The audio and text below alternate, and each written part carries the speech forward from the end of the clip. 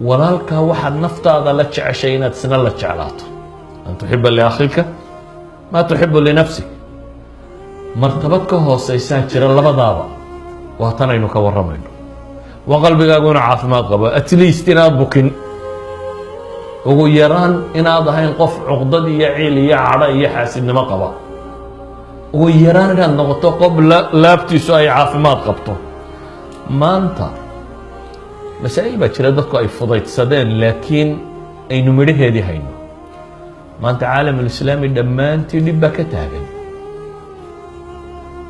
ma aha inuu dadka ka xoolo yaryahay ma aha inuu dadka ka caqli yaryahay ma aha inuu dadka ka hubi yaryahay waxaasoo dhan maaha ilaa nuclear weapon bay haystaan laakiin waa maxay xaqiiqada jirtaa waxa weeyaan waa inay laabuhu bukaan dabeetana ninba nin rabo inuu reebo ninba nin uu rabo inuu ku ciil baxo midba miduu bagaleeyay jabkiisa mujtamac noocaasina afraad ahaanna ma guulaysto midhmidh uma guulaysto koox kooxna uma guulaysto dowlad ahaanna uma guulaysto walidaalika caalamulislaami waxa yaalla waa uurxumada muslimiinta dhex taalla ayaa midba mid reebaya meel kastoo dagaal ka dhacayo gaalada qaar baa la safan qaar baa dhan kale u safan dhammaantood baa colaada iyo uurxumadu dhex taalla dad badan oo maanta muslimiina waxay ku dhawaaqayaan war hala midoobo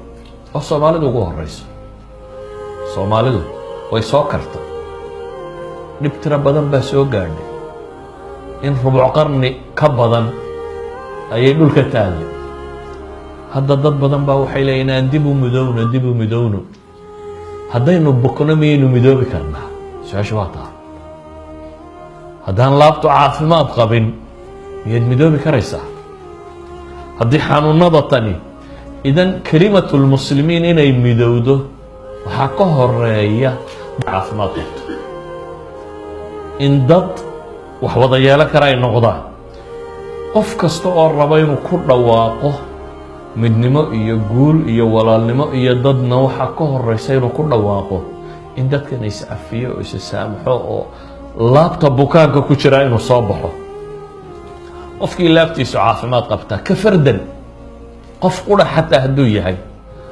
wuxuu seexdaa isagoo caafimaad qaba isagoo aan noloshiisu warwariyo tiiraanya lahayn isagoo aan laabtu huraynin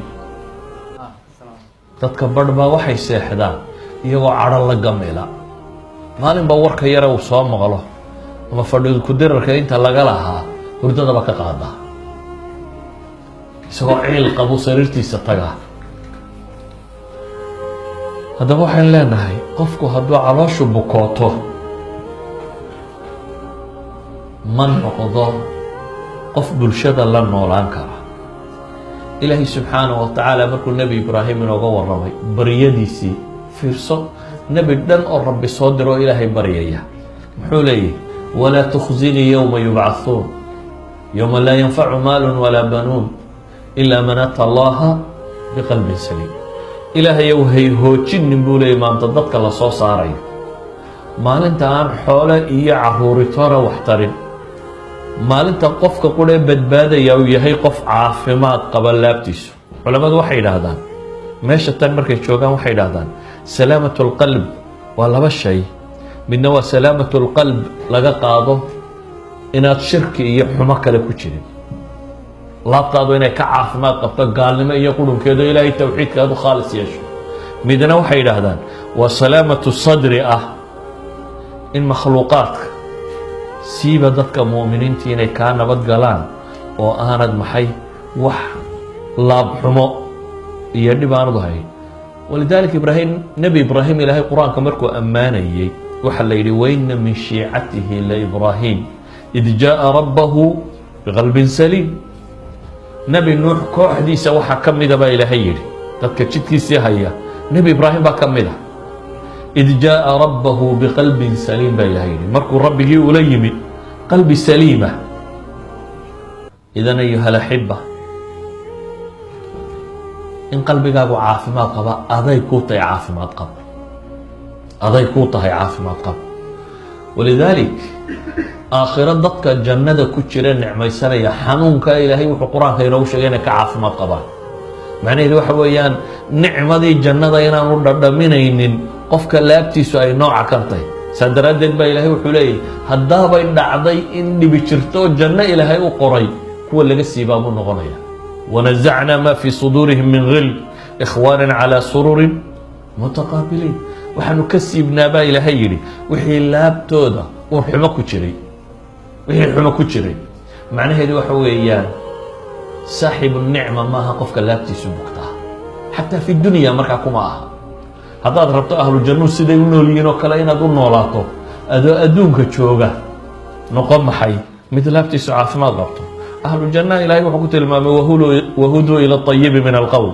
war xunba ma maqlaan, halkan war xunoo badan baad maqli, laakiin waxaad u baahan tahay inaad laabtaada ka shaqayso. markaan dib ugu noqonno saxaabadii ansaar iyo muhaajiriin, ilaahay qur-aanka uu ku ammaanay. muhaajiriinna waa la ammaanay, ansaarna waa la ammaanay. ammaantooda u noqon maayo. ilaahay wuxuu kaloo ammaanay kuwii iyaga raacay.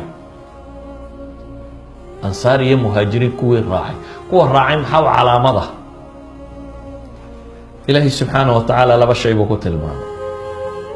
mid waa inay rabbigood baryayaan oo ku xidhan yihiin. waaladiina jaa-uu min bacdihim yaquuluun, kuwii saxaabadaa dabadeed yimi waxay odhanayaan baa ilaahay yidhi rabbana اغfir lana waliikhwaanina aladiina sabaquuna biliimaan. ilaahu noo naxariisa annaga iyo walaaladii naga horeeyey iimaanka naga horeeyey, muslimiintii hore dhintay. walaa tajcal fii quluubina gila liladiina aamanuu. inta mu'minka ee ammaanta joogta ama iman doontana ilaahu laabtayada xuma ha u gelin.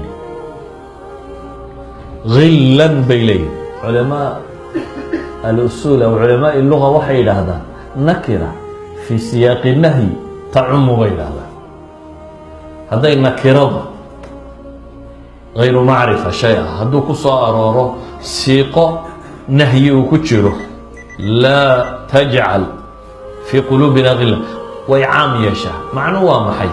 waxa weeyaan ilaahow gilli mid yar iyo mid weyn, mid muuqda iyo mid aan muuqan, gilli dhammaantii rabbow naga ilaali bay leeyihin. haddaba ayuha alaxiba, haddii mu'miniintii ka dambeysay saxaabada calaamad kan looga dhigay ilaa qiyaami saaca, dadka barh baa maanta nool muslimkii hore laga rogi la-yay, muslimkii hore dhintay laga rogi la-yay, bale intoodii ugu mudnay. somaydan maqal qaar abubakar iyo cumar iyo caaisha iyo saxaabadii nebi maxamed iyo maxaa la yidhaahdaa saxaabadii uu ka hadlaya wax ka sheegaya. jidkan ma hayaan, jidka kan ma hayaan.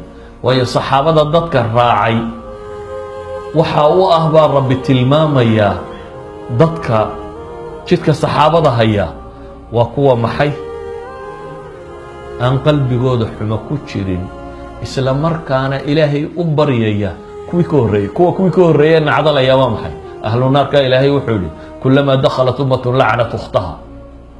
walo markay naarta gashaba tii kale naarta gashay ayay nacdashaabaa rabbi subxaana wa tacaala uu ku tilmaamaya. taa macnaheedu waa maxay?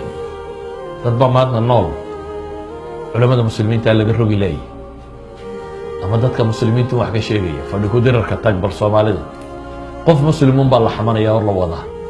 war dhaqankii islaamku kaa maha. dhaqanka islaamku waxa weeyaan rabbanaa laa tajcal fii quluubina gila liladiina aamanuu kuwa yidhaha ilaahu laabtayada xuma ha u gelinin intii iimaanka laga helay. waa kuwa sidaasi ku ducaysanaya.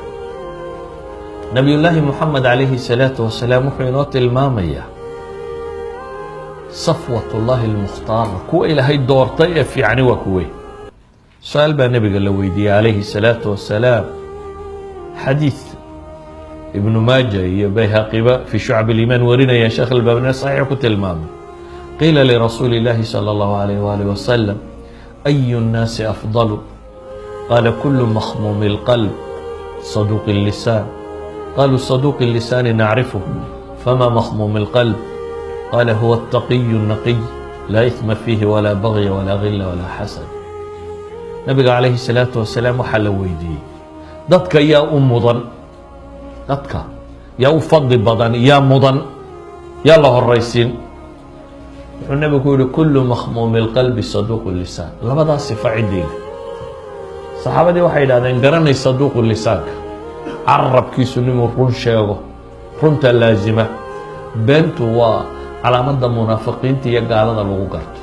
inamaa yaftari اlkadib aladiina laa yuuminuun. intaan ilaahay rumaysnayn baa beenta sheegta baa ilaahay yidhi, beenta abuurta. munaafiqa markii laga warramayana waxaa la yidhi idaa xadatha kadab. saddexdii calaamadood ee munaafiqu lahaana waxa weeyaan hadduu warramayo been buu sheegaa. idan sidqu lisaan waa simat lmu'min.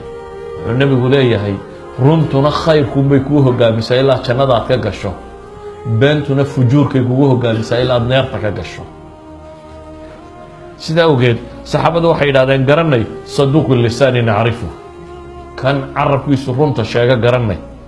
ee famaa makhmuum اlqalb, makhmuum اlqalbigu waa maxay? wuxuu nebigu ku yidhi waa attaqiyu naqiy, waa mid alla ka cabsaday oo nadiif ah. laa ihma fiihi walaa bagi, dembi iyo bagi ama xadgudub iyo qooq ma laha. walaa gila walaa xasad buu nebigu yidhi, uur xumana ma qabo. waa nin alla ka cabsada oo nadiifa buu nebigu ku tilmaamay. ka alla ka cabsada nadiiftii waa maxay? waa mid aan macaasida dhumban, dulmigana samaynin, laabtiisuna ay nabad qabto oo gil iyo xaasidnimo ay ka nabad qabtaa buu nebigu tilmaamay.